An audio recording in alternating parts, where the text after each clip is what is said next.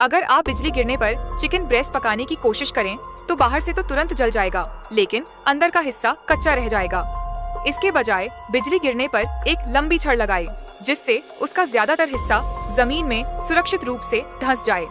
फिर छड़ के एक छोटे हिस्से को नमकीन पानी से भरे एक बड़े टैंक में रखें। जब बिजली गिरेगी तो बिजली पानी को गर्म करेगी और उस पानी का इस्तेमाल चिकन को गर्म करने के लिए किया जाएगा। अगर बिजली गिरती रहे तो टैंक समान रूप से गर्म होता रहेगा और चिकन पूरी तरह पक जाएगा।